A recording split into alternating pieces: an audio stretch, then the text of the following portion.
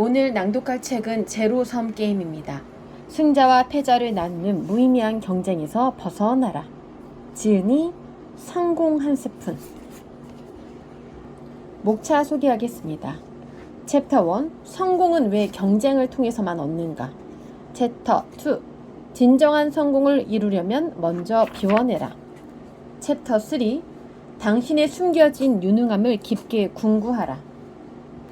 챕터 4. 당신의 모든 것이 성공 요인이다. 제가 가장 기억에 남았던 부분은 챕터 2입니다. 진정한 성공을 이루려면 먼저 비워내라. 이 부분 낭독해 보겠습니다. 진정한 성공을 이루려면 먼저 비워내라. 당신은 자신이 뭘 모르는지 알고 있는가? 투자의 규제라 불리는 워런 버핏은 일반인들보다 5배는 더 책을 읽는다고 한다. 노년의 나이임에도 그는 하루 대부분을 독서로 시간을 보낸다. 그런데 워런 버핏은 결코 자신의 지식을 뽐내지 않으며 마찬가지로 세상에서 가장 성공한 사람이라 인정받는 인물들은 대부분 겸손하다. 오히려 성공한 사람들은 배움을 항상 갈구하며 배움에 대한 습관이 몸에 배어 있다. 어떤 분야의 전문가가 되었어도 늘 새로운 것을 탐구하고 발견하기 마련이다. 우리는 우리가 생각하는 것만큼 아는 게 많지 않다. 예를 들어 우리는 우리가 일상에서 매일 사용하는 것들의 작동 원리를 제대로 설명하지 못한다. 설명하더라도 그 지식에는 공백이 있다. 매일 사용하는 물건들을 몇 가지 떠올려보자. 재킷이나 가방에 달린 지퍼, 변기 에어팟 등 이러한 제품들의 작동 원리를 어떻게 설명하겠는가? 어느 정도 설명하다 보면 예상하지 못한 곳에서 스스로 지식의 공백을 발견하게 된다. 심리학에서는 이러한 현상을 설명 깊이의 착각이라 부른다. 실제로 이해하지 못하는 것을 완전히 이해하고 있다고 착각한다는 것이다. 우리는 종종 어떤 개념을 실제로 설명해야 하는 상황이 되었을 때 그것에 대한 우리의 제한된 지식과 마주하게 된다. 그리고 이런 상황에 마주쳤을 때 우린 흔히 이런 식으로 대답한다. 원래 그런 거야. 모르는 것을 안다. 지식에 있어서 대부분 사람은 자기 분야에 대한 전문 지식이 있다. 그리고 모든 사람이 그 지식에 어느 정도 공백이 있다. 대부분은 그 공백이 어떤 부분인지 집어낼 수 있고 그 분야에 대해 잘 모른다고 인정도 한다. 양자 물리학을 예로 들어보자. 이러한 분야가 있다는 건 대부분 알지만 이 분야에 대해 제대로 아는 사람은 별로 없다. 양자 물리학이 실제로 존재하는 분야임을 대부분 이미 알고 있기 때문에 이에 대해 배우고 싶다면 배울 수 있다. 양자 물리학에 대해 모른다는 것을 당신은 안다. 하지만 양자 물리학을 처음 들어본 사람이라면 양자 물리학을 모른다는 것조차도 몰랐을 것이다. 살다 보면 당신이 모른다는 것조차 모르는 것들이 매우 많다. 당신은 생각보다 아는 게 별로 없다. 내가 알던 형은 이런 사람이 아닌데 오랜만에 만났는데 뭔가 충격적이었어.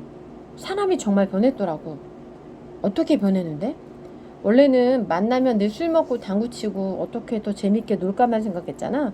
근데 그런 모습이 보이지 않는 거야. 어린 나이에 만나서 참 많이 놀았지. 술 먹고 담배 피우고 내가 모든 걸 다 알고 있다는 것처럼 자만심이 가득했지. 맞아. 형도 알고 있었네. 잘난 척 많이 했었지. 옆에서 힘들었어. 근데 어느 순간부터 사람이 그런 모습이 없어지고 뭔가 삶을 대하는 태도가 달라졌다고 해야 하나? 어른이 된 건가? 아, 맞아. 그때 나를 생각하면 삶에 대하는 나의 태도가 자랑스럽지만은 않았어. 근데 그렇게 변하게 된 특별한 계기가 있었어? 왜 갑자기 그렇게 변했어? 그저 인정하면서 시작된 것 같아. 뭐를 인정했다는 거야? 난 아는 것도 별로 없고 심지어 무엇을 모르는지조차 모른다는 걸 깨달았어. 무엇을 모르는지조차 모른다? 우물 안의 개구리였다는 뜻이지? 난 30대 초반까지 잘 다니던 외국계 회사를 그만뒀잖아. 그 결정을 내린 후 앞으로 인생을 어떻게 하면 다르게 살 수 있을까 고민했어. 그러면서 인터넷 검색도 책도 읽기 시작했어. 그러던 중 이걸 깨달은 거야. 내가 뭐를 모르는지도 모르는 게 정말 많더라고. 무지를 인정하는 게 지식의 시작이다. 소크라테스가 말한 거지? 맞아. 머리를 한 대 세게 맞는 기분이 들면서 정신이 번쩍 들더라. 그리고 나태함과 자만함에서 벗어나기로 결심했어. 아, 그때부터 삶을 살아가는데 변화가 바로 느껴졌어? 아, 바로는 아니고 많은 시간이 걸렸지. 그런데 이러한 시간과 노력이 결국엔 삶의 질을 향상해 주더라. 이제야 말하지만 난 솔직히 형이 바뀐 모습을 봤을 때 처음에는 거부감도 들었는데 형 덕분에 나도 긍정적인 영향을 받고 변할 수 있었던 것 같아. 그래서 고마워. 지식 매트리스에서 우리는 지식을 해당 지식에 대한 인식 또는 의식과 비교한다. 당신이 알고 이해하는 것, 당신이 알고 있지만 이해 못하는 것, 당신이 알지 못하지만 이해하는 것, 당신이 알지도 이해도 못하는 것. 당신의 현재 상황에서 아는 것과 모르는 것을 분별하여 알아볼 수 있으면 현명한 방법을 찾을 때 필요한 정보와 지식을 자유롭게 얻을 수 있다. 이 방법은 나사에서도 사용하는 것으로 알려져 있고 국방, 정치, 전략계획 및 리더십에 매우 광범위하게 적용되고 있는 것으로 알려져 있다.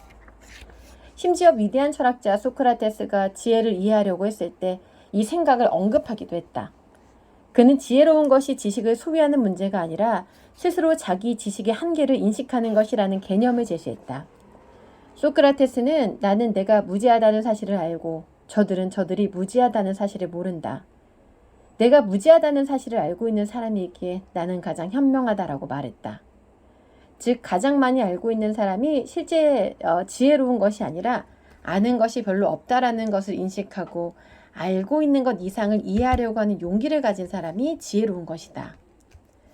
우리는 자신의 지식에 공백이 있음을 인정해야 한다.